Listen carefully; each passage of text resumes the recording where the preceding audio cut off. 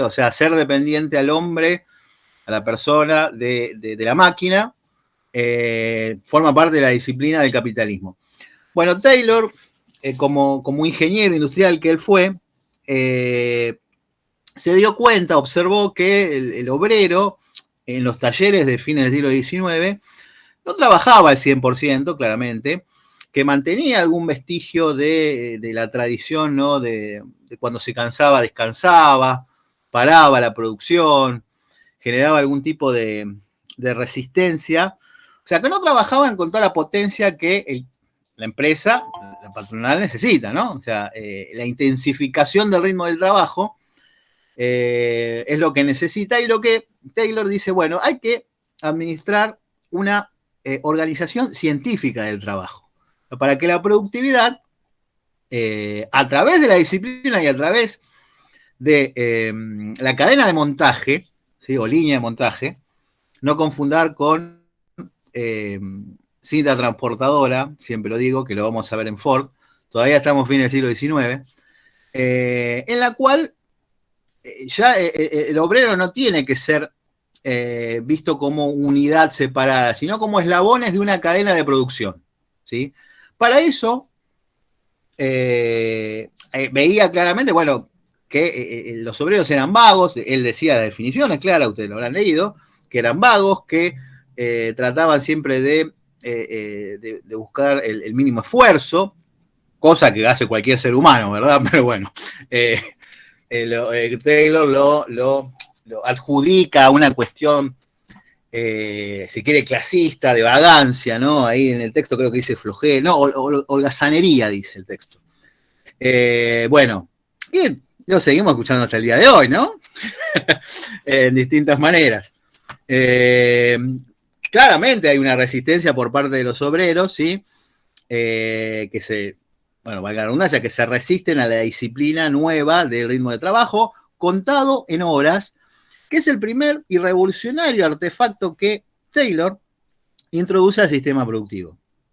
¿Por qué? Porque el cronómetro, es decir, va a controlar movimiento por movimiento, pieza por pieza, que cada obrero individual asociado a los demás en la línea de montaje deben realizar en un tiempo estipulado científicamente.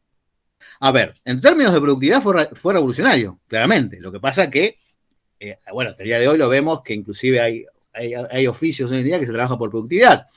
Lo que pasa es que eso significó una presión, ¿sí? Una intensidad aún mayor en la clase obrera, claramente con dos objetivos, ya, disciplinarlos y que trabajen más. Hay una cuestión filosófica también, ¿no? de Taylor, esto de decir de que los obreros son vagos o son holgazanes o buscan el menor esfuerzo, tiene que ver claramente con que Taylor forma parte, es un patrón, ¿sí? Es un dueño de un taller, y sí, claramente, el trabajador, el obrero, o sea, en cualquier época, ¿no? Y más en el siglo XIX con las terribles explotaciones que había, ¿no? Iba a resistir a través del oficio.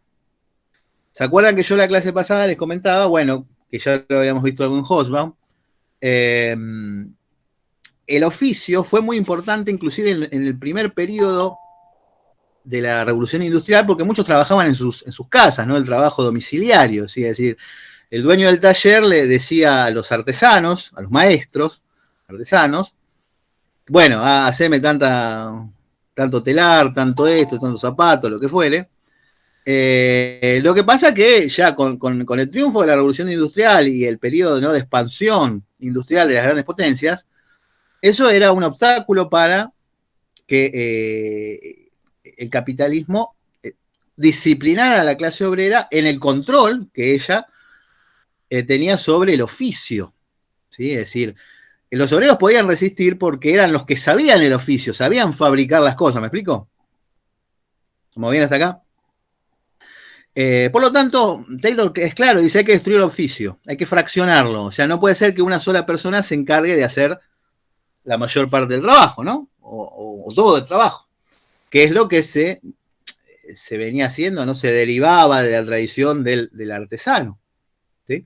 Que, les digo, a ver, cuando inicia la revolución industrial, allá en 1760, hasta entrado el siglo XIX, hubo todos esos 40 años y más o sea, existían las fábricas, había trabajo en fábricas, pero también se consideraba necesario que los artesanos trabajaran en sus domicilios para estos talleres, ¿verdad? Más con el aumento de la demanda que hay, ¿no? Aumento de demanda de productos, y la intensificación de las máquinas, y la intensificación inclusive del trabajo. ¿Vamos bien hasta acá para arrancar? ¿Alguna pregunta? Bien. Volviendo a la cuestión filosófica, porque lo es, ¿no? No hagamos, si podemos hacer consideraciones morales, pero lo que les decía, ¿no? Que Taylor y la mayoría de los hombres de negocios o de los administradores de la época, ¿se acuerdan de Fayol? Fayol pensaba lo mismo, ¿eh? Fayol pensaba exactamente lo mismo, o sea, que el obrero era vago, que había que disciplinarlo, que buscaba el menor esfuerzo. Pasa que Fayol estaba pensando en empleados, en obreros, si se quiere, un poco más formados, ¿sí? Claramente Taylor, y la época de Taylor, estamos viendo el inicio del capitalismo norteamericano, ¿sí? Al cual vienen mayoritariamente inmigrantes, bueno, ingleses, irlandeses, italianos, la mayoría analfabetos, gente de campo, ¿sí? Que bueno, sí, que tenían estas mañas, entre comillas, y que claramente, bueno, venían de un ámbito que no era el de la fábrica, el del taller capitalista moderno, pero tiene que ver con la mirada que se tiene de la producción, ¿sí? Es decir, acuérdense, Hobsbawm casi al final del capítulo que tenían que leer dice, bueno, el capitalismo estructuró, organizó la sociedad moderna más al trabajo. O sea, nosotros vivimos pensando en el trabajo, ¿sí? O sea, todas las actividades, inclusive las ajenas, las tenemos que en algún momento las terminamos relacionando con el trabajo. ¿Me explico? A ver, eso es la cuestión filosófica, ¿no? El hombre, el ser humano, ¿vive para trabajar o trabaja para vivir? Que son preguntas filosóficas. Bueno, Taylor te va a decir, al obrero, al pobre, al hombre de campo, o sea, como él tenía los productos de la naturaleza, ¿sí? O sea, sembraba en un periodo, cosechaba el otro, separaba la cosecha para el señor feudal, para el obispo, y lo que quedaba lo consumía, subsistencia, ¿sí? Trabajaba una cosa de las que criticaba, ¿no? Era que, bueno, trabajan una cantidad de horas como para el salario mínimo, para la semana, y después no vienen a trabajar más. Y pasaba eso, ¿sí? Es decir, los obreros cobraban un salario, ¿sí? Diario, ¿sí? Y bueno, trabajaban, supongamos, 4 días, 5 días, le alcanzaba para la semana, no volvían más a la fábrica. Por eso otra de las cosas también que va a implementar Taylor es el trabajo quincenal o mensual, ¿sí? Es decir, que la persona, el obrero, esté obligado, ¿sí?, a ir a trabajar toda la semana o toda la quincena, ¿me explico? Para que no deje no deje de ir a trabajar diariamente. Bueno, volviendo. El cronómetro, ¿sí? Piensen que esta es la época de la gran expansión del capitalismo mundial, o sea, el más fiero, en la época de los trusts, es decir, de las capitales concentrados, hoy le podremos llamar los transnacionales. La acumulación de capital ya estaba en marcha y la única resistencia que aún mantenía era esta. Era la que el obrero, por un lado, era holgazán, según esta mirada, y por otro lado controlaba el oficio, aún, ¿sí? Por lo tanto, había que disciplinarlo, había que destruir el oficio, es decir, el control total por parte del obrero, del oficio, de la producción total de la mercancía. ¿Se entiende esto, no? O sea, el obrero podía hacer todos los pasos para un solo producto, por lo tanto, controlaba la producción. No, y muchas veces los jefes, la patronal, los gerentes, como quieras llamarle, terminaban dependiendo del oficio, ¿se entiende? Cosa que el capitalismo no puede tolerar, claramente. El ritmo de producción lo manejaban inclusive los obreros a través del oficio, ¿sí? Y los tiempos los tiempos muertos, es decir, estos periodos que ellos cortaban, se ponían a charlar, se echaban a dormir, lo que fuese, paraba la cadena de producción. Es decir, disminuía la productividad, la cantidad de productos por hora o sea, que el capitalismo busca producir mayor cantidad de bienes en menor tiempo posible, con menor inversión. ¿Sí? Por lo tanto, esto determina de dar una vuelta interesante a través del cronómetro. ¿Sí? El cronómetro, dice Taylor, bueno, va científicamente a decirnos cuánto tiempo requiere cada una de las tareas de un conjunto de obreros enlazados, ¿sí?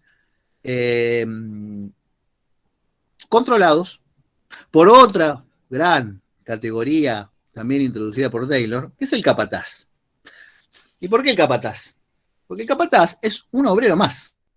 ¿Sí? Lo único que tiene una cuota de responsabilidad, ¿sí? Bien, en relación al taller, ¿no? A los propietarios. ¿Sí?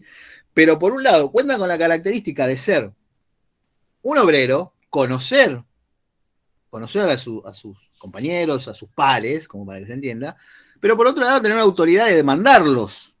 ¿Me explico? Delegada claramente de la empresa, ¿verdad? ¿Vamos bien hasta acá? Entonces. Sí, profe, le hago una consulta, pero si no querían, perdón, pregunta, si no querían, ¿por qué ponen un capataz, digamos? Por más que trabaje para ellos, ¿no era que no les interesaban? Si no querían que, perdón, no te entendí. Si no querían que haya, digamos, la movilización de los obreros y todas esas cosas, ¿para qué ponen un capataz? Por más que trabaje para ellos. Bueno, a ver, la movilización de los obreros, ¿a qué te referís? Disculpame porque no te entiendo del todo bien.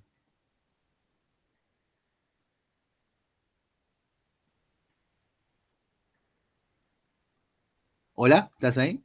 Se cortó. A ver, bueno, el capataz es una figura de control, ¿sí? Con el conocimiento del oficio, ¿entiendes? Para eso se pone. Es un obrero más, ¿sí? Que va a tener una responsabilidad mayor, seguramente va a tener un salario un poco más alto, ¿sí? Pero va a poder controlar que se cumpla las tareas requeridas por la línea de producción, ¿entiendes? No sé si es eso lo que me preguntabas. Perdón, profe, se me corta. Sí, sí, sí, eso es eso. Dale. No, a ver, todo forma parte de la necesaria disciplina, digamos. A ver, yo sé que es feo, pero en cualquier trabajo hay una disciplina que cumplir, ¿sí? Y sabemos que hay jefes, sabemos que hay... A ver, piensen que esto debería haber sido un infierno para la gente de esa época, ¿no? Porque, o sea, no había leyes laborales, nosotros hicimos talleres, y imagínense un taller clandestino de hoy, ¿no? Eso era un taller de esa época. Trabajaban hombres, mujeres, niños, ¿sí? O sea, vivían hacinados, muchos vivían ahí mismo, no los dejaban ir. A ver, bueno, a lo que voy. El cronómetro, por un lado, impone la tiranía del tiempo, como diría, ¿no? O sea, científicamente constatado, bueno, tantos movimientos, ¿sí? Él, digamos, controló cuántos movimientos se necesitaban para hacer la totalidad de un alfiler, ¿sí? Porque él tenía fábrica de alfileres. Él me refiero a Taylor. ¿Sí? Después eso se fue expandiendo por la mayoría de las fábricas que mantenían la disciplina. Sobre todo cuando hablamos de fábricas de elementos un poco más complejos, ¿no? Acá en Argentina, lo vamos a ver un poco más adelante, pero acá en Argentina no hubo mucho. A ver, el taylorismo se pudo y no se aplicó completamente del todo en la industria frigorífica, ¿no? Bueno, como país agroganadero, a ver, la reorganización del país, ¿no? La organización nacional, hereda el saladero rosista, ¿sí? Rosas, el primer tipo que organizó el capitalismo argentino, ¿no? A través del ganado, o sea, que era el elemento de exportación de la Argentina. Sin embargo, Rosas mantiene ciertos vestigios coloniales, como el trabajo del gaucho, ¿no? Digamos, el gaucho no tenía una disciplina completa. Van a ser Sarmiento, Mitre, Avellaneda, el que con el cercado, ¿no? Y la disciplina del ejército, porque al gaucho se le impone la disciplina del ejército, y de la famosa boleta del conchavo, ¿no? Es decir, que el gaucho tenía que decir, bueno, acá está mi patrón, está la libreta, yo trabajo para fulano. Y después eso se hereda con los frigoríficos, cuando se empiezan a enfriar, ¿no? Fin del siglo XIX. Y eso, digamos, es lo más similar a lo que va a buscar el taylorismo argentino, ¿sí? Que ya vamos a ver, ¿no? Pues hubo otras fábricas, otro tipo de fábricas, sobre todo sastres, sastrería, algunas panaderías, ¿no? Pero en general, bueno, como Argentina en esa época no tenía una gran industria, piensen, en país agroexportador, o sea, lo más parecido que se implementó el taylorismo fue en la industria del frigorífico. Y, digamos, podríamos decir, entrado hasta la década del 30, fin del 30, ¿no? Piensen que ahora estamos hablando de 1870, o sea, Taylor empieza a implementar todo esto en 1870, ¿sí? Cuando Estados Unidos empieza la expansión industrial, ¿sí? Bien, entonces, el cronómetro va a controlar los tiempos muertos, va a controlar la exigencia, ¿no? del tiempo, ¿sí? Cuánto se tiene que trabajar, por cuánto tiempo, en cuántos movimientos, ¿sí? Y por otro lado, bueno, la figura del capataz, si quiere, va a controlar directamente, va a ser el control humano, ¿sí? Sumado también a ciertas máquinas, ¿no? Porque en este periodo, bueno, las máquinas, estamos viendo, son máquinas, o sea, que son rudimentarias, ¿no? O sea, no son máquinas como la de hoy, claramente, estamos hablando del fin del siglo XIX. Pero genera, lo importante es que genera que el obrero dependa de la máquina y no viceversa, ¿sí? A ver, uno me puede decir, sí, a la larga siempre vas a necesitar una persona que la arregle, sí, está bien, perfecto. Pero durante el proceso de producción, ¿sí? El obrero va a depender de la máquina, ¿sí? Por eso, otra de las cosas que Taylor se da cuenta es que los obreros rompan las máquinas, ¿sí? Sabotean las máquinas, les ponen pesos más fuertes para que se estropeen y ellos no tener que trabajar, bueno, esta serie de cosas que sí, que forman parte de las estrategias de la clase obrera de resistencia, pero que bueno, también habíamos visto los ludistas, ¿no? Este movimiento obrero que directamente llamaba a romper las máquinas porque las veían como las que le sacaban el trabajo, ¿no? Claramente son últimas formas de resistencia ante un capitalismo que avasallaba y que se iba a imponer, ¿no? O sea, es lo mismo que, bueno, hoy en día, digamos, creo que lo hablábamos con ustedes hace un par de clases, creo que era con ustedes, disculpen si no, la tecnología, la inteligencia artificial. Se dice que en 30, 40 años los autos van a ser autómatas, no vamos a necesitar que manejemos, vamos a tener, o muchos van a tener robots personales. Esas cosas son inevitables, ¿no? Después, bueno, desde ya, claramente hay que ver qué va a pasar con la gente que ya no va a trabajar más, ¿no? Todas esas cosas. Pero a ver, los cambios tecnológicos científicos son inevitables, no se pueden controlar. O sea, por más que rompamos las máquinas, los robots, lo que sea, ¿sí? En principio deberían ser una ayuda para el ser humano. En principio nos deberían liberar del trabajo, ¿sí? Liberar del trabajo obligado. Bueno, yo personalmente pienso que el capitalismo eso no lo puede hacer, pero bueno, es mi punto de vista. Veremos en 30, 40 años, si yo llego, ¿no? Veremos qué pasa. Igual, disculpe, profesor, nosotros vamos a estar 30 años más atrasados a lo de Europa, Estados Unidos, a nivel tecnología. No te creas, ¿eh? No te creas. A ver, no somos Europa, no somos Japón, claramente, no somos Estados Unidos, no te lo niego eso. Pero Argentina tiene un desarrollo científico y tecnológico importante, ¿eh? No nos subestimemos.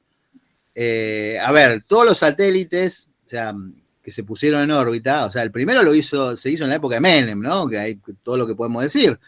En donde no había mucho incentivo a la ciencia, a la técnica. A la producción tampoco.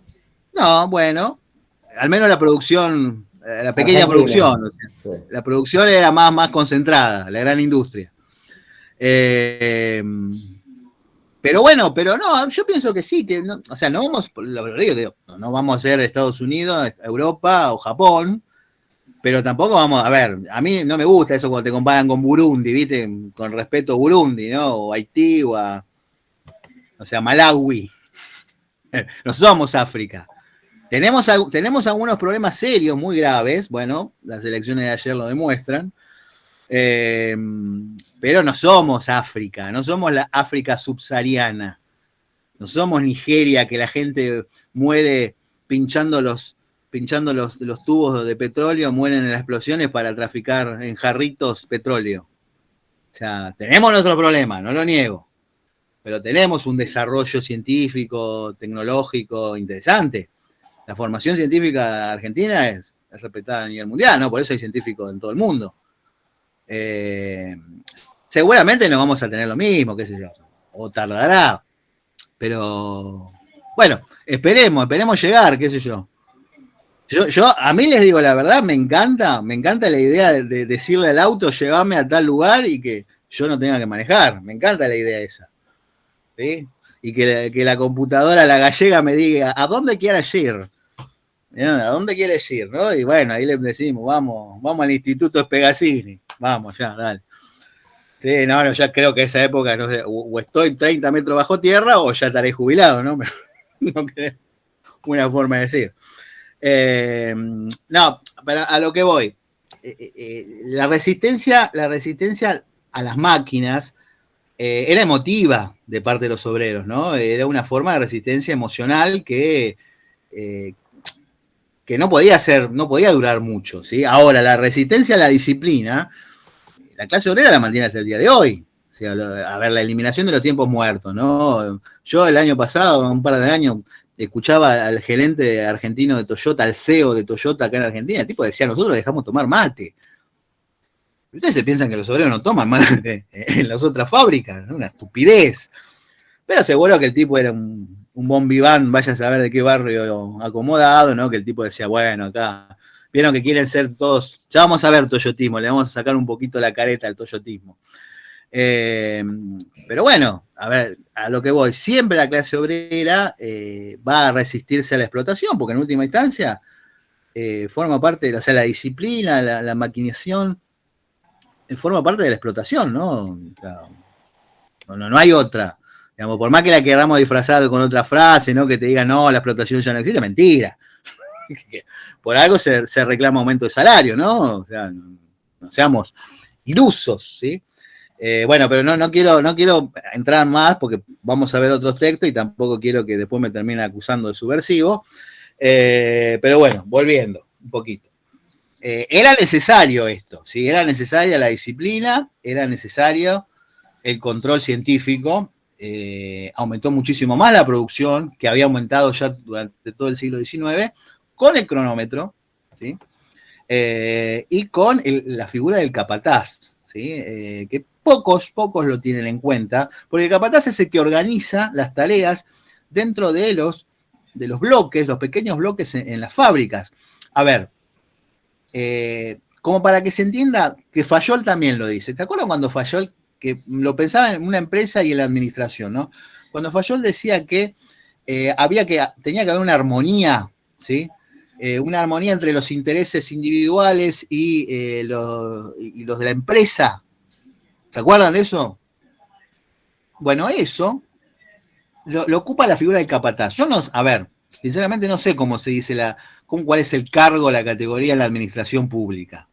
Pero a ver, en las cuadrillas municipales, ¿sí? Había capataces. Mis abuelos fueron empleados de la municipalidad de Buenos Aires, no era todavía gobierno de la ciudad. Se jubilaron en la época de Menem. Y yo he ido alguna que otra vez, ahí me acuerdo de la calle Virrey Ceballos, que había no sé qué cosa del gobierno de la ciudad, la municipalidad en esa época, ¿no? Que estaban los camiones, ¿no? Y yo me acuerdo que mi abuelo me decía, bueno, ese es el capataz. El capataz era el que llevaba la parrilla y el carbón, miren, para hacer el asadito en la cuadrilla, ¿no? Pero en la administración pública, digamos, en la oficina debe haber un cargo similar al capataz.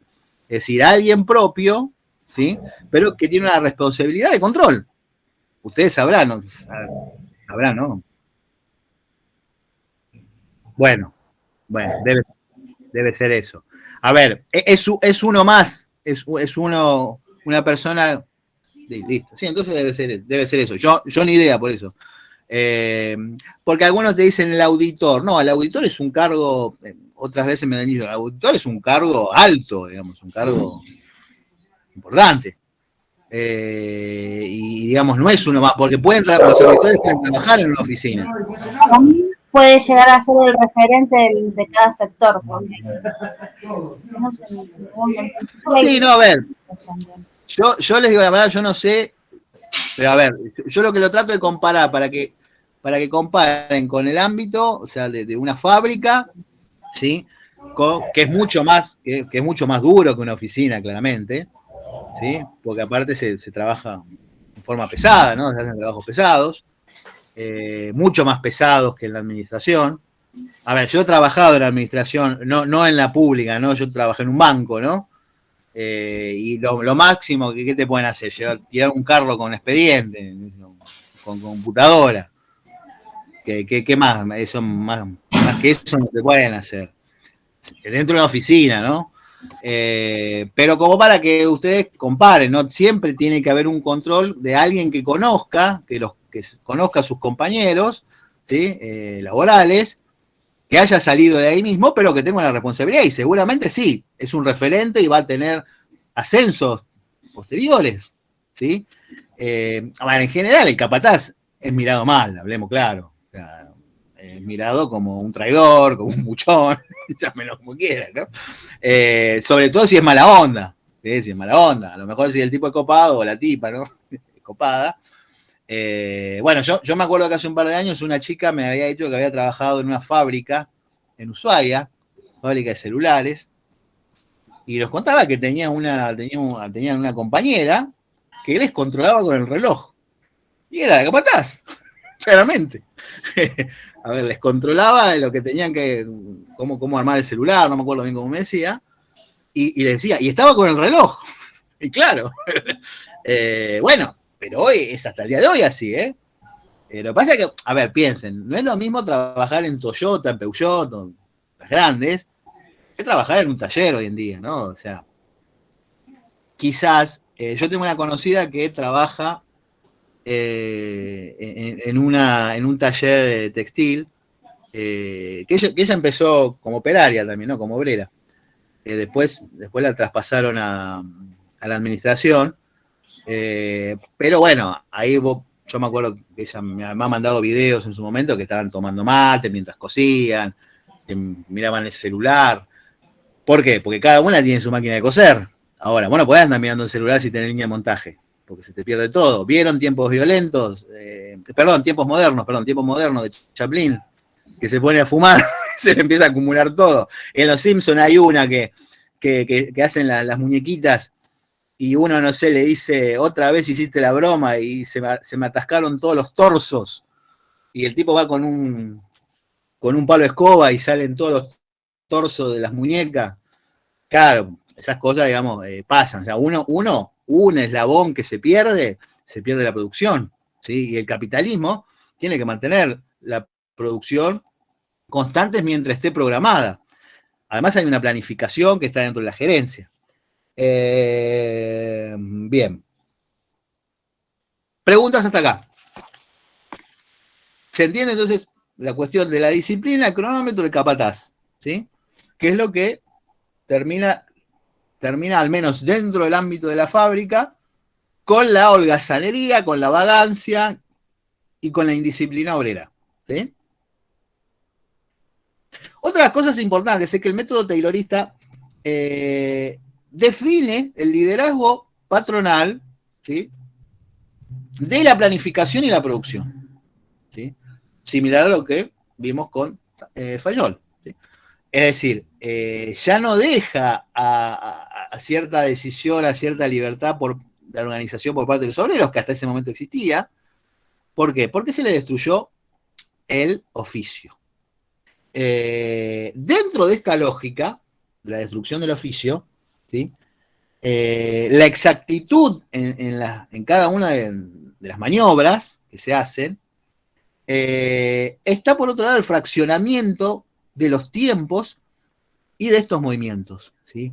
Fraccionar el oficio. Es decir, uno va a hacer, supongamos, va a afilar el acero, el otro lo va a bañar con el plateado, el otro le va a moldear la cabecita, el alfiler, el otro le va a afilar la punta. ¿Me explico? Y todo dentro de una cadena de montaje. O sea, cada obrero es un eslabón, ya no pueden actuar en forma individual. Por eso les doy, o sea, este ejemplo que yo les daba de mi amiga, la que trabaja en la fábrica textil, o sea, mi madre inclusive, que paz descanse, trabajó también cuando vino a Buenos Aires en una fábrica de ese tipo. Cada uno tiene su máquina de coser, o sea, mujeres, varones, todo, ¿no? Ahí no hay una línea de montaje conjunta, ¿me explico? Por eso, uno puede estar cosiendo, ¿no? Está bien, después le va a tener que pasar al otro, supongamos, cose, no sé, el borde del pantalón, el otro le va a poner el cierre, supongamos, ¿no? Pero cada uno tiene su máquina, ¿me explico? Ahora acá, en la línea de producción, lo que va a hacer es pasar uno por uno y cada obrero tiene que estar atento a que el otro termine en tiempo y forma para seguir el proceso. ¿Me siguen? Si uno se pone a charlar, si uno esto, si uno el otro, se va todo al demonio, ¿sí? Y se puede identificar claramente quién es el del error, para sancionarlo o despedirlo, claramente, que es lo que pasa en tiempo moderno. Vieron que Chaplin se pone a fumar ahí y le hace al otro, no, todo bien, y el tipo sigue fumando, después se va al baño, el capataz lo reta y sigue fumando en el baño. Bueno, es una caricatura, pero está bueno lo que pone. Me acuerdo hace unos años vinieron un par de chicas de la UBA a hacer prácticas y les pasaron unos videitos, me acuerdo, o sea, les pasaron sobre la fábrica y sobre la burocracia, ¿no? Sí, que la pasaron muy mal esas chicas, pobres, porque no tenían tecnología, pobre. Ah, vos estabas, ¿no, Vargas? Sí, vos estabas, tenés sí. razón. Era el año que vos habías cursado, tenés razón. Sí. Mirá, me había olvidado eso, que no andaban bien las cosas. Bueno, pero al final la pudieron dar. Sí, habían hecho un crucigrama también que estaban mal, pobre, las pasaron re mal. Sí, y no sabés lo que era la profesora. Yo la conozco a la profesora.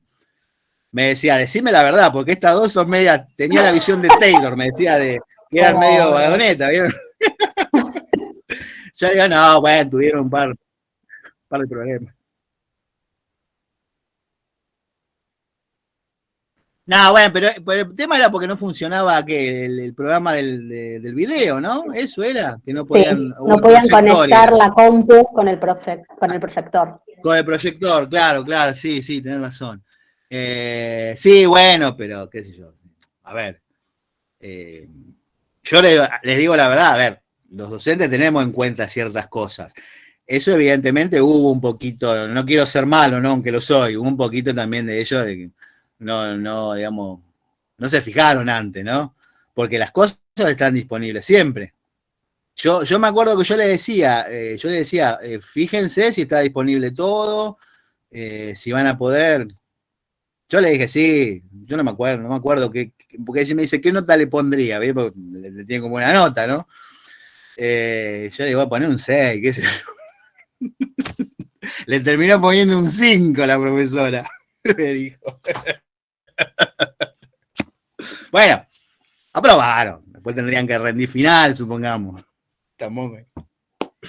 El crucigrama, mira, me había olvidado del crucigrama. Bien, que daba la palabra gentleman, ¿no? ¿Era? Que había del TC, gentleman. Los caballeros. Sí. Mirá, me acuerdo de eso. Bueno, perdón, nos fuimos por las ramas. Perdón. No, porque el caso, les pasó tiempos modernos y le pasó sobre burocracia, ¿no? Ese video español, ¿no? De la burocracia franquista era. Y había uno cubano sí. También, sí. Era eso. Sí. El cubano no lo pudimos ver, pobre. Ah, ese es el que no se vio al final, claro. Pero bueno. Bueno, se los sugiero, ¿no? Búsquenlo, que están buenos los videos esos, ¿no? En tiempo posmoderno de Chaplin. Después les digo la verdad, es un video muy conocido de la burocracia franquista, ¿no? De España, ¿no? Que tampoco es el nombre, después me fijo y de última se los digo. Bueno, el fraccionamiento, volviendo, el fraccionamiento del oficio significa entonces parcelarlo, quitarle la totalidad del control, ¿sí? de la producción, ¿sí? Al obrero, y fraccionarlo en pequeñas partes controladas científicamente, ¿sí? Eso es importantísimo porque fíjense que que en principio se impuso a los hombres, a los seres humanos. ¿Sí? ¿Vieron el famoso brazo mecánico ese que agarra, acomoda, pone? ¿Lo vieron alguna vez? En una fábrica hay millones de videos, ¿no? Que con los autos es muy común también. Piensen, ahora próximamente lo vamos a ver con Ford, ¿no? Pero piensen aparte lo que es para cualquier ser humano cuando se enfrenta a una máquina, ¿sí? Cuando nos deja de andar la computadora o el celular o se nos corta internet, nos volvemos locos. Y más si estamos si estamos trabajando, ¿sí? A ver, quizás, bueno, también uno se pone mal cuando una máquina no obedece, porque tenemos esa idea, que esperemos que dure para siempre, que la máquina tiene que obedecer al ser humano, ¿sí? A ver, Taylor no pensaba de esa misma manera, él decía que, no decía que el obrero tenía que obedecer a la máquina, pero que el trabajo del obrero tenía que depender, ¿sí? de la máquina. Pero en última instancia, la máquina funciona. Si la máquina se rompe, ¿quién la tiene que arreglar? El ser humano. ¿Me explico? Es así de simple. Cuando el ser humano no puede controlar ni el oficio ni a la máquina, claramente está disciplinado. ¿Sí? O sea, obedece al capataz y obedece a la máquina. ¿Entiendes? Aunque suene feo, o sea, no sé si se tendría que decir que obedece a la máquina. Depende de la máquina. Claramente al capataz le tiene que obedecer. ¿Sí? Bueno, Coriat dice, por ejemplo, que el taylorismo permitió entender que el capitalismo es un sistema que genera dependencias del ser humano en las mercancías. ¿Sí? Él tiene una mirada crítica del capitalismo, digamos, en su momento esto fue necesario, ¿sí? Lo mismo que dice Hobsbawm. Digamos, hoy claramente vivimos mucho mejor que en esa época. Inclusive, bueno, hoy la tecnología es muy masiva, ¿sí? Hoy no nos podemos imaginar sin celular, ¿sí? No nos podemos imaginar sin internet, ¿sí? Porque, bueno, son necesidades sociales históricas, ¿sí? A ver, cuando internet llegó a la Argentina, que fue en el 98, yo me acuerdo que Telefónica, como para difundirla, ponía 2 o 3 computadoras para que fuéramos media hora gratis, no sé si se acuerdan. Yo era pibe, acá en Flores hay una en Rivadavia y Culpina, y me acuerdo que teníamos media hora, podíamos ir media hora y navegar, vos decías navegar, ¿viste? No tenías idea lo que... Pero bueno, tiene que ver con necesidades sociales. Es importante porque Coriat dice, bueno, el capitalismo al aumentar la productividad, de alguna manera aumenta la difusión de los productos. Después hay que ver si los podés comprar o no, que es otro debate, ¿no? Es otro cantar, diríamos. Pero esta disciplina, y relaciónenlo con Hobsbawm, ¿sí? Esta disciplina hace aumentar claramente la productividad, ¿sí? Hobsbawm cuando explica, acuérdense, cuando explica el tema de la ropa, ¿no? De la vestimenta, él dice, bueno, claramente en Estados Unidos también fue necesaria la esclavitud, ¿sí? para aumentar la productividad en textil. Y los ingleses le compraban los algodones hilados por la población negra del sur de Estados Unidos. ¿Sí? Apoyaron en la guerra civil, apoyaron a los confederados porque no quería que se industrialice. Y aparte habían conquistado la India, ¿sí? Que prácticamente la esclavizaron para que trabajaran con la seda. ¿sí? A ver, eso generó un aumento de la productividad en la ropa, en la vestimenta, ¿sí? ¿Se acuerdan que les decía, no? Se aumentó la productividad como último recurso en la comida, ¿sí? Porque había que darle de comer a los obreros. Y ya a fines del siglo XIX, principios del siglo XX, se empieza a aumentar la productividad en los bienes suntuosos o en los bienes consumibles, ¿sí? Que bueno, alfileres, relojes, todo ese tipo de baratijas, ¿no? Que tenían un proceso de producción un poco más complejo. Por eso es necesaria la máquina y el reloj, ¿sí? A ver, Taylor lo que dice, científicamente se puede lograr un aumento de productividad mediante los movimientos, ¿sí? Disciplinados de los obreros, ¿sí? Pero para eso hay que destruir el oficio, hay que fraccionarlo, ¿sí? Vieron cuando, yo no sé si alguna vez estuvieron o vieron un video de una fábrica, a veces suele pasar que se para la producción, ¿sí? Por decisión claramente de la empresa. Vieron que se suspenden obreros, lo tienen entendido eso, ¿no? Bueno, cuando eso sucede, hay de alguna manera un resarcimiento, ¿sí? O le siguen pagando una parte del salario a los obreros, pero eso pasa hoy en día, ¿sí? ¿Por qué? Porque quizás no hay, o se corta la luz. ¿Se acuerdan cuando se hacían turnos? Creo que era en la época de Cristina, al final, que se hacían solamente los turnos nocturnos, ¿sí? Bueno, por X causa, ¿no? Por lo que sea.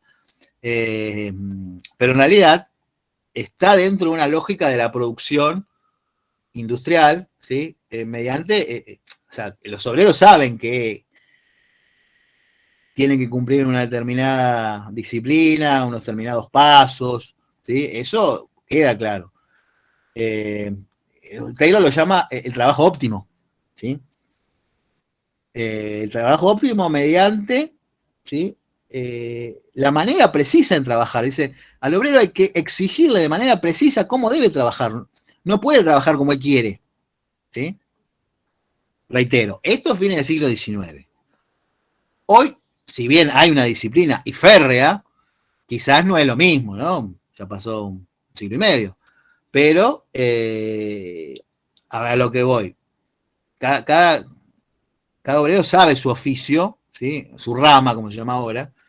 A ver, el que es tornero, el que es matricero, lo que sea, ¿no? Los más comunes en la gran industria o en las automotrices, ¿no? Las industrias automotrices están en la Argentina. En la Argentina están en el 80% automatizadas. El obrero, fíjense qué ironía lo que Taylor no quería. El obrero está para controlar la máquina, que la máquina funcione. Miren cómo cambió el capitalismo, ¿no? Cuando al principio la máquina, a ver, el hombre tenía que vender la máquina. Hoy en día la mayoría del trabajo calificado en la industria automotriz, por ejemplo, ¿sí? O metalmecánica y demás, el obrero controla que la máquina funcione, que funcione correctamente, ¿sí? Después claramente sí hay alguna serie de tareas manuales que las personas hacen, ¿no? Pero, a ver, el famoso, que les decía, el brazo mecánico ese, se traba y ¿quién lo van a tener que destrabar? Seguramente por un programita, ¿no? Porque está todo informatizado. Que en general también esos conocimientos mínimos, los obreros de planta lo saben, los conocen, ¿no? Lo saben manejar. Bien, la imposición del modo y tiempo de trabajo que debería realizarse, ¿no? Tanto las tareas como los movimientos, mediante, ¿no? La exactitud del tiempo demandado, por la patronal, ¿sí? Entonces, Taylor lo que dice es, bueno, hay que estandarizar la producción, ¿sí? Todos tienen que trabajar de la misma manera, ¿sí? Todos, los obreros, y después eso se va a expandir en muchas fábricas, ¿sí? En fábricas no solo de alfileres y de metales, que tenían si se quiere, esta característica del oficio, porque a ver, es como un artesano, ¿no? ¿Vieron cuando uno ve un artesano que hace un collar, qué sé yo, un joyero, ¿sí? Tiene esa característica de la manipulación de las manos, ¿sí? El proceso de trabajo, como les decía, prescinde de la pericia. No importa que el obrero sea talentoso, o sea, mejor que no sea talentoso, ¿sí? Porque tiene que ser formado para obedecer las órdenes y obedecer al cronómetro, a las órdenes del capataz y al cronómetro y a la máquina. ¿Me siguen? Sí, profe, sí, sí. Digamos, no hay trabajo especializado, hay mano de obra intensiva, es decir, se contrata grandes cantidades, ¿no? de obreros, que mayoritariamente eran analfabetos. Y no me quiero adelantar mucho porque lo vamos a ver la próxima, pero bueno, después tiene que ver claramente con la cuestión cultural, sindical y salarial, ¿sí? Hoy vamos a ver solamente más que nada las cuestiones del trabajo, ¿no? Pero ya vamos a ver, bueno, si leyeron el texto, después está la cuestión salarial, ¿no? O sea, piensen, son industrias que necesitan grandes cantidades de personas que trabajen, ¿sí? Ser formadas, o sea, ser entrenadas, diríamos hoy, capacitadas para que trabajen de una determinada manera, ¿sí? Y que siempre hagan lo mismo. La famosa alienación, ¿no? La famosa alienación por el trabajo repetitivo, ¿sí? Que eso también pasa en una oficina, ¿sí? Nos pasa a todos, a mí el docente, yo a veces termino diciendo cosas en una reunión de amigos, cosas de trabajo, y vos decís, en cualquiera, ¿no? O ciertas actividades que uno ya, incorpora en forma inconsciente, alienada, ¿sí? Bueno, Taylor dice, hay que alienarlo al obrero. Alienación, que es un concepto marxista, ¿no? Es decir, por un lado, de la separación del obrero de los medios de producción, y por otro lado, la alienación mental, ¿sí? Es decir, la alienación mental como inconsciente, como algo que, o sea, que el tipo tiene que obedecer, ¿sí? Dentro de la fábrica tiene que obedecer, ¿sí? ¿Me siguen lo que voy? A ver, Sí, sí. Taylor, digamos, claramente no es marxista, es un empresario, pero se da cuenta, digamos, que hay ciertas cosas que el obrero en la fábrica no puede hacer y que no debe hacer. El obrero, el empleado, ¿no? A ver, Fayol es más, si ustedes recuerdan a Fayol es más lindo al hablar, es más diplomático, ¿sí? Aparte es francés, ¿no? Y bueno, no dice cosas crueles, las dice, pero las dice con palabras lindas. Es esto, digamos, es la disciplina y la obediencia. Cuando Fayol dice, bueno, hay que lograr la disciplina interna con esta armonía que yo les decía, ¿no? Y bueno, y decía, bueno, el interés individual nunca sobre el general de la empresa. Está diciendo eso. Tienen que obedecer todos en consideración de los intereses de la empresa. También se podría hoy decir que es el famoso ponerse la camiseta. Qué sé yo, no sé si lo podríamos decir para esa época, ¿no? Pero como para que se entienda, ¿no? Ustedes lo entiendan. Hay una serie de posibilidades, o sea, uno se pone la camiseta cuando tiene un incentivo. O sea, si a vos te pagan mal, te hacen laburar, no sé, en esa época se llegaba a trabajar 20 horas por día, 20 horas, 18, 20 horas. Y apenas sobrevivís, o sea, es seguro que te van a boicotear, te van a sabotear la línea de producción, te van a romper las máquinas. Es claro, hoy, fíjense que no pasa eso. No pasa, bueno, pasaron 150 años también. Hoy, digamos, cuando el obrero quiere reclamar, o sea, los sindicatos, ¿qué hacen? Llaman a la huelga. A lo sumo, en una situación muy extrema, se llega a tomar la fábrica, que ya eso quedó muy, muy atrás, ¿no? Eso en los 70 era más común. Pero hoy ya no hay boicots, o muy pocos, ¿no? Hubo casos, por ejemplo, en Francia, en los cuales hubo obreros que despedidos que para que no los despidieran tomaban de rehenes a los gerentes, a los jefes, y los amenazaban con matarlos. O sea, hubo una época en la crisis del 2007-2008 que fue terrible. Bueno, después muchos obreros también se suicidaban, bueno. Pero, ¿por qué les digo esto? Porque la disciplina capitalista es eso. Quizás nosotros que tenemos trabajos más intelectuales, si se quiere, no la sufrimos tanto, o la sufrimos de otra manera, como para que se entienda. Nosotros también lo sufrimos mentalmente, quizás. Por eso les decía, cuando uno termina hablando del trabajo en la vida privada, ¿sí? No estamos de acuerdo con Weber, ¿sí? Que el burócrata es burócrata en su vida privada, ¿sí? Sí, yo también soy docente en mi vida privada, no dejo de serlo porque me formé, soy sociólogo también en mi vida privada. Pero, a ver, uno cuando está fuera del trabajo quiere olvidarse del trabajo, ¿o no? En general es así. Por más que uno lo disfrute, a ver, yo disfruto, o sea, a mí me encanta ser docente, me encanta investigar, que yo lo hago también en la universidad, pero llega un momento, o sea, por eso les digo, muchas veces los trabajos intelectuales tienen ciertas ventajas. A ver, yo les digo, ustedes que trabajan en una oficina, en algunos momentos disfrutan su trabajo, ¿no?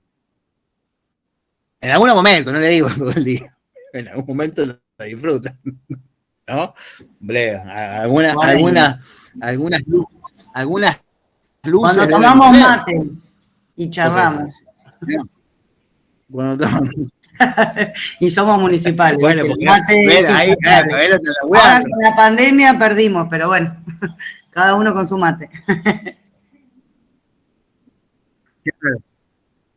Sí. No, pero a ver, hablando seriamente.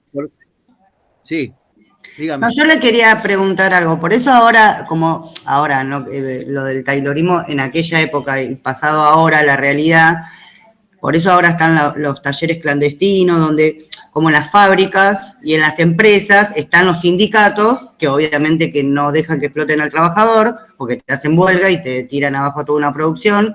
Por eso hay mucha demanda con los talleres. Explotación, siempre hay explotación, ¿no? No, pero no al grado de los talleres. No al grado de los talleres clandestinos. Pues yo tenía un taller acá y te digo que le cortaba ropa para Chiavara, o sea, grandes. Para Sweet y para todo. No era que, no, porque son grandes empresas, no van a trabajar con gente negra. No, bueno, lo tercerizan, por supuesto. Pero bueno. ¿Cómo era el tipo ese que descubrió, ¿se acuerdan? Que decían que era amigo del Papa, que descubrió toda la red que había, que inclusive había trata de personas, ¿se acuerdan? Cuando saltó todo en el 2005, 2006. Era muy jovencita, éramos muy jóvenes. Sí, bueno, por eso no me acuerdo yo tampoco. Por eso alguien lo contó. Había un tipo que descubrió toda la red, que estaba inclusive metido con la prostitución, con todo, ¿no? Que valía todo ahí. Y que descubrió muchos talleres que, bueno, que eran para Nike, para las grandes empresas, sí. A ver, vayan a China. China es eso. China se hizo grande por eso. Trabajo esclavo. No, pero yo lo que le decía es, sacando las bromas, ¿no?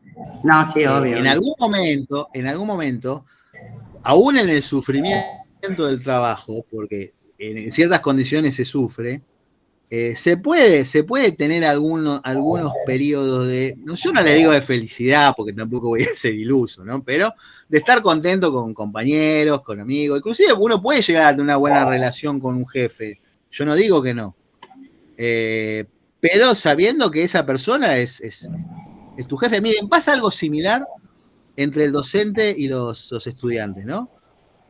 A ver, yo trato de ser amistoso, amable con ustedes, pero bueno, por ejemplo, a veces vienen en los exámenes y dicen, pero usted se pone normativa, esas cosas que te dice.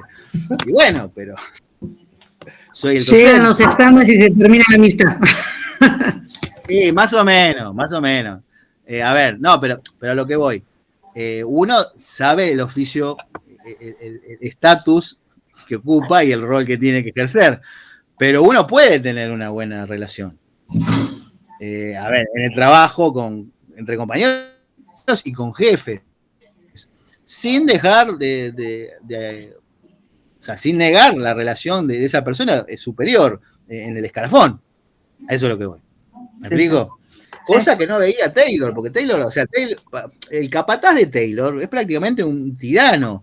Miren, se llega a comparar el capataz con el Judenrat. El Judenrat eran los judíos que los nazis, muchos los obligaban u otros los convencían para que maltrataran a otros judíos y les daban ciertos beneficios, ¿no? Le daban un colchón, le daban comida, ¿sí? Es extremo lo que les digo, ¿no? Pero se suele comparar con eso, ¿no? Con los Judenrat de los nazis. Eran los judíos traidores, se decía, ¿no? Que ayudaban a torturar a sus correligionarios, ¿no? En los campos de concentración. A ver, sin ir tan al extremo, o sea, el capataz es un obrero que tiene que ser malo con sus compañeros, porque tiene que controlar la disciplina, ¿me explico? A ver, uno, en el caso del docente o con el jefe, uno sabe que no, a ver, que no están en el mismo escalafón, que no es lo mismo, ¿sí? No es lo mismo. O sea, que uno puede hacer buena onda, ¿no? A eso es lo que voy. Sí, sí. En cambio, con el capataz, bien lo que decían, no es muy bien visto. O sea, se lo considera un buchón, un traidor. Bueno, y prescindir de la pericia, es importantísimo esto, es decir, que los obreros no tengan conocimientos previos que puedan aplicar en la línea de montaje, ¿sí? Todo tiene que estar diagramado, planificado científicamente por la gerencia, ¿sí? Y controlado por el capataz y por el cronómetro. ¿Estamos bien? El obrero se convierte en una pieza, en una palanca, ¿sí? De una gran maquinaria. ¿Sí? A ver, primero habíamos dicho que forma parte también como eslabón de una cadena. Sí. Y también como una pieza, ¿sí? Dentro de la gran maquinaria de la producción, de la fábrica. ¿Me explico? Digamos, no, a lo que voy. Hoy es más humano, si se quiere. La disciplina está. ¿Sí? Pero como vos decías, están los sindicatos. Que otra de las cosas que no quería y no permitía Taylor es contratar obreros sindicalizados. ¿Sí? Me adelanto un poquito para lo que vamos a ver la próxima, ¿no? O sea, se buscaban personas analfabetas, mayoritariamente inmigrantes, por ejemplo, muchas personas negras en el norte, muchos libertos que se iban de los estados del sur a los estados industriales del norte, ¿sí? Claramente, en comparación, ganaban mejor, ¿no? Pero era un salario de subsistencia, ¿sí? Era un salario que te permitía vivir día a día, ¿sí? Sabiendo que cobrabas quincenalmente, porque si cobrabas por jornal no volvías más, ¿sí? Desde ya se ganaba bien en comparación con otras situaciones, ¿sí? Piensen que además la mayoría de la gente, inclusive en los inmigrantes que vinieron a Argentina, ¿no? Que Argentina no tenía mucha industria, pero la poca industria que había en Buenos Aires, Rosario y Córdoba, en comparación en lo que vivían en el campo, en Europa, en las guerras, etcétera, etcétera, y sí, vivían mejor. Pero el trabajo era igual o más sacrificado en las fábricas. Muchos decían, inclusive muchos, miren lo que fue, ¿no? El gran cambio industrial que muchos hombres negros que les habían dado la libertad no se querían ir. Que querían seguir de hecho muchos trabajaron posteriormente como jornaleros, ¿no? Ya como esclavos de sus antiguos dueños, ¿sí? El capitalismo fue mucho más duro en un sentido que la esclavitud. Yo no estoy defendiendo la esclavitud, por favor, que no nadie interprete, porque una vez me dijeron. Yo, a ver, que el capitalismo, al no garantizarte la subsistencia y disciplinar de esta manera, es mucho más. Hoy no lo vivimos de esa manera, ¿sí? Hoy vivimos el flagelo, si quiere, de la desocupación, ¿sí? Que es un fenómeno que también el capitalismo ha engendrado, ¿no? Y que lo engendró siempre. En algún momento necesita una población de reserva, ¿sí? Para bajar los salarios, para mantener la disciplina. Bueno, ya lo vamos a ver un poquito más adelante. Pero por eso, a ver, muchos decían, muchos dueños, muchos amos, muchos gentlemen de Estados Unidos del sur, los trataban bien a los esclavos. A ver, si se les escapaban los podían matar, claramente, porque era una propiedad, pero les garantizaban la subsistencia, la comida, el lecho para dormir, todo eso que no te garantizaba el capitalismo.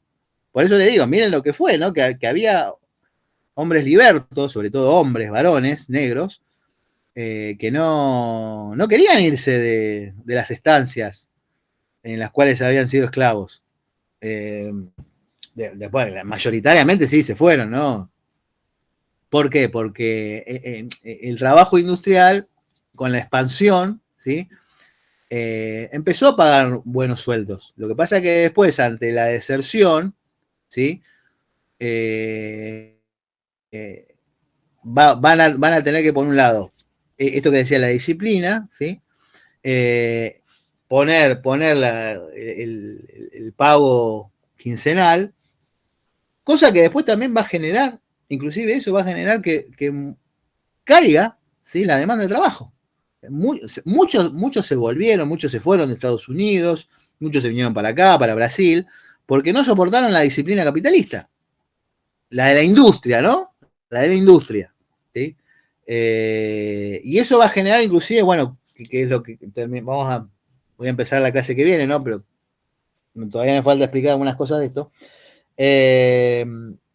Esto es lo que va a hacer necesario un nuevo enfoque, ya en la década del 10, del 20, del siglo pasado, que el taylorismo para algunas cosas se estaba agotando, ¿no? O sea, para la gran industria había cumplido el rol necesario, histórico, del disciplinamiento y el control científico, ¿sí? Pero que generaba expulsión de los operarios, ¿sí? En un momento de expansión, ¿sí? En un momento que la industria necesitaba, ¿sí? Necesitaba trabajadores, ¿sí? La gente no se bancaba trabajar en las industrias tayloristas. Tayloristas con el sistema taylorista, ¿verdad? Y eso, bueno, va a generar que, miren, algo que Taylor decía que había que pagar salarios míseros de subsistencia, porque dice eso, después finalmente no van a poder conseguir trabajadores. Y eso va a hacer aumentar los sueldos, ¿sí? Porque, claro, si vos no tenés trabajadores, ofreces más para que vayan a trabajar. Esa es la transición que, bueno, yo la semana próxima la voy a terminar de cerrar algunas cosas de Taylor y lo voy a enganchar con Ford, ¿no? El Fordismo. El Fordismo es un Taylorismo con buenos modales y con cinta transportadora, ¿sí? Que reitero, es distinto a la línea de montaje o cadena de montaje, ¿sí? Cinta transportadora es una máquina que transporta, ¿sí? Ahí es tiempos modernos de Chaplin, ¿no? Porque ahí Chaplin conjuga los dos, o sea, el taylorismo y el Fordismo, ¿sí? El famoso, vieron que cuando queda atascado en la rueda, ¿sí? Que no puede, su cuerpo queda enganchado en la rueda mecánica y no puede salir. Es una complejización de la tecnificación. El taylorismo es disciplina y es organización científica. Organización como la materia, ¿sí? Como nuestra materia. La organización científica del trabajo. Ni más ni menos, importantísimo. Como diría Hobsbawm, fue necesaria. Hoy la mayoría de esas cosas las hacen las máquinas, miren lo que es, ¿no? Hoy la mayoría de esas cosas las hacen las máquinas. Y lo que nos falta ver, chicos, chicas, lo que nos falta ver, usted, si tiene la posibilidad de ir a Japón o a Corea, si pueden, vayan a Japón, ¿sí? A ver, te asustás, ¿sí? a ver, te asustás, porque aparte es una sociedad que está totalmente el tomate, ¿sí? Son re buenos, ¿no? Los japoneses, son respetuosos, pero por un lado tienen las más altas tasas de suicidios en jóvenes y ancianos, tienen el nivel de natalidad más bajo de Asia y el nivel de natalidad y de relaciones sexuales. O sea, son los que menos tienen relaciones sexuales. Muchos lo adjudican a la cuestión, por un lado, que lo vamos a ver un poquito más con el toyotismo, ¿no? Cultural de ellos, pero también con la relación que tienen con la tecnología.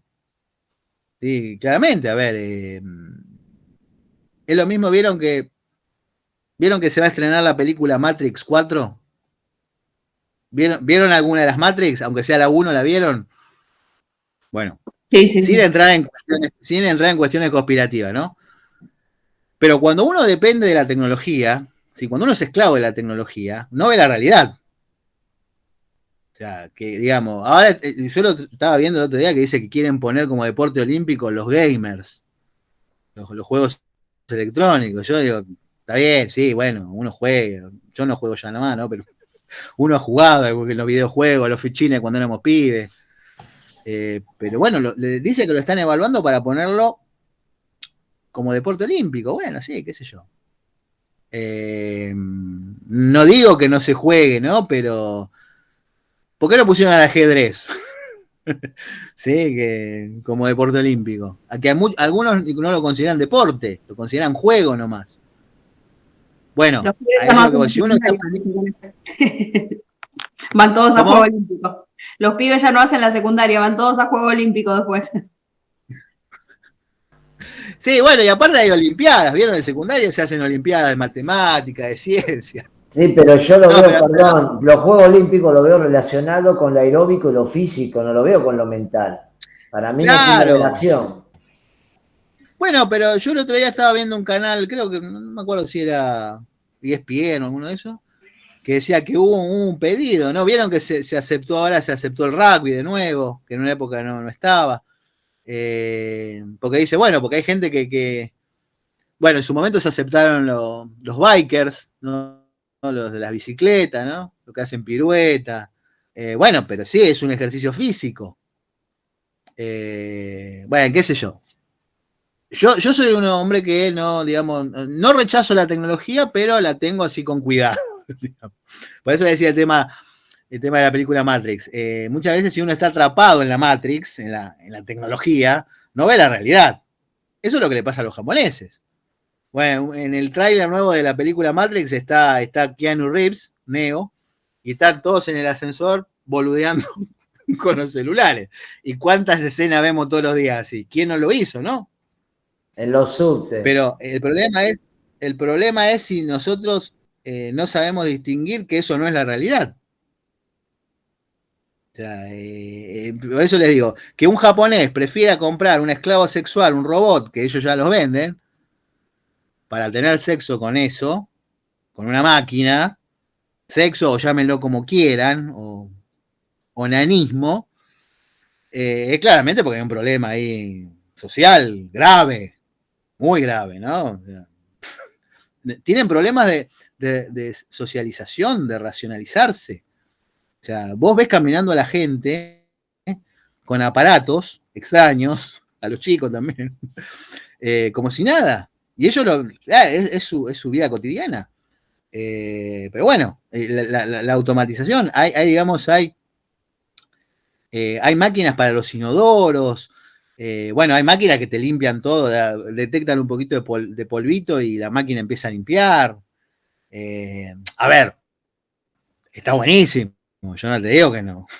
Pero bueno, después está la cuestión del ser humano, ¿no? O sea, yo lo digo en relación a los graves problemas que tiene la sociedad japonesa, no de consumo, ¿no? O sea, hay pobres, pero las necesidades de la pobreza de ellos son distintas a las nuestras, ¿no? Ya capaz que la pobreza de ellos es que la persona vive en los famosos nichos, eso vieron que viven en los nichos, eso, viven ahí para ir a trabajar, son nichos, o sea, son un pedazo de 3x2, ¿sí? Que tienen una cucheta, tienen una luz, y los tipos duermen ahí. Y después al otro día van a trabajar. Algunos los alquilan porque viven lejos de la fábrica o lo que sea, o se los alquila la empresa, o algunos viven ahí. O sea, es como vivir prácticamente en una tumba, en un nicho. Por eso se suicida. Bueno, eso fue... Y bueno, sí, entre otras cosas, ¿no? Claramente, sí. Bueno, el problema de los chicos para entrar a la universidad, ¿no? Los exámenes muy complejos. O lo de los viejos es algo bastante... Es una sociedad muy patriarcal, ya lo vamos a ver en el toyotismo, claramente patriarcal, militarista, ¿sí? Ellos, por más que tienen prohibido tener un ejército, son guerreros de alma, ellos y ellas. Y después es una cuestión cultural, ¿no? De que ellos aceptan esa forma de vida. Por eso el toyotismo no pudo ser aplicado en ningún otro país como fue aplicado en Japón. O sea, es para matarse, sinceramente es para matarse vivir en Japón con el toyotismo. Por más que seguramente más de uno habrá escuchado hablar loas del toyotismo, ¿no? De la multiespecialización, de los multiconocimientos. Después cuando veamos el texto de Núñez y Fantini Núñez, vamos a desmitificar un poco. Claramente, bueno, no me quiero adelantar porque nos falta en el medio Ford, ¿no? Pero bueno, tiene la cuestión esta del desarrollo de la tecnología, ¿no? Volviendo un poquito a Taylor y lo engancho con Ford y vamos cerrando. Entonces, el Taylorismo fue necesario para la disciplina, ¿sí? Y la organización científica, el cronómetro, ¿sí? Con alguna maquinaria bastante rudimentaria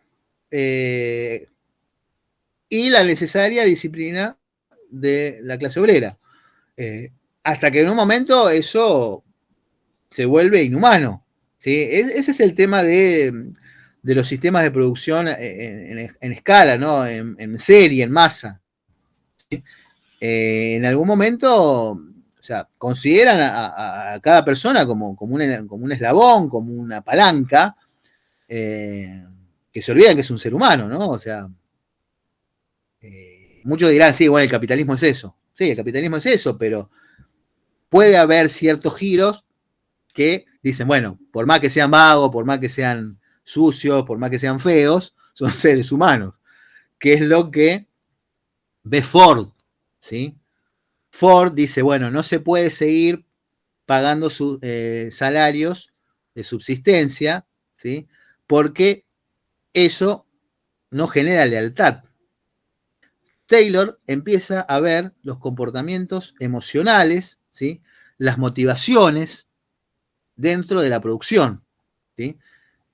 Algo que en Taylor no está, porque Taylor, bueno, quiere la gran masa que trabaje como bestia constantemente, y bueno, y que finalmente trabaje, digamos, disciplinada. Ford va a mantener la disciplina, cuidado, y va a mantener férrea disciplina, pero va a tener en cuenta el lado humano. De hecho, él en la fábrica en Ford, ¿no? Abre departamentos de psicología, sociología, ¿sí? Para estudiar los comportamientos. ¿Se acuerdan cuando veíamos los teóricos de la motivación? ¿Se acuerdan? Herzberg, ¿sí? El experimento Houghton de las operarias, ¿se acuerdan? Bueno, Ford es el primero que lo ve, y lo ve en la década del 10 del siglo pasado, ¿sí? ¿Por qué? Porque cada vez hay menos obreros que quieren trabajar en las fábricas con lógica taylorista, ¿sí? Bueno, evidentemente eso es un problema y a ver, el Fordismo supera el taylorismo porque mantiene esa disciplina, pero en un contexto de una expansión y una tecnificación mucho más compleja. A ver, el automóvil hasta Ford era un bien de lujo que era para los ricos, para los príncipes, para los reyes, ¿sí? Ford dice, yo quiero que el auto lo pueda usar mis obreros. Él dice eso, ¿sí? No lo voy a alabar a Ford, que fue un nazi, que fue un tipo despreciable, pero en ese sentido se dio cuenta que de esa manera, aparte estaba otra cosa, el comunismo. El comunismo en esa época existía en serio, no como ahora. Estaba la Unión Soviética, ¿sí? Estaban los sindicatos comunistas en Estados Unidos, que después los hicieron pedazos, ¿no? Pero bueno, había que hacer algo, porque únicamente con la disciplina taylorista, o sea, volvía el conflicto social y la falta de trabajadores. Bueno, terminen de leer Taylor. Yo les voy a subir, a ver, esperen un poquito, si está acá mismo ya les vuelvo a pegar el enlace, lo que es Ford, que creo que lo habían subido el año pasado. Aguárdenme un segundito, por favor.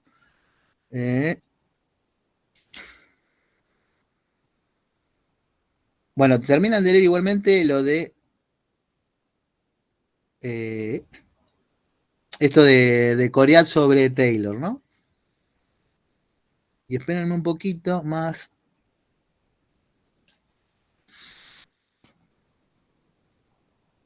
¿Qué es el toyotismo? ¿Qué es el fordismo? Acá está, el fordismo, perdón. Ahí se los pego adelante. Aguárdenme un segundito. Miren, ella subió todo, qué grave. Bueno, les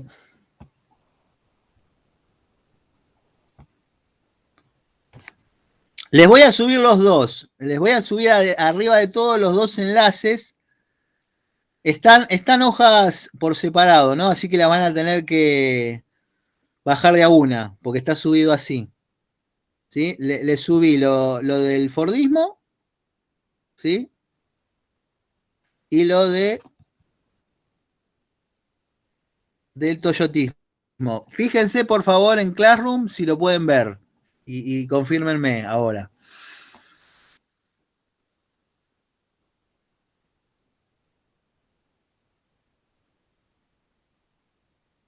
Ah, bueno, disculpen. Bueno, para la próxima leen fordismo. No, claro, pero primero, sí, pero que quedó arriba de todo toyotismo, claro, bueno, pero para la próxima lean fordismo.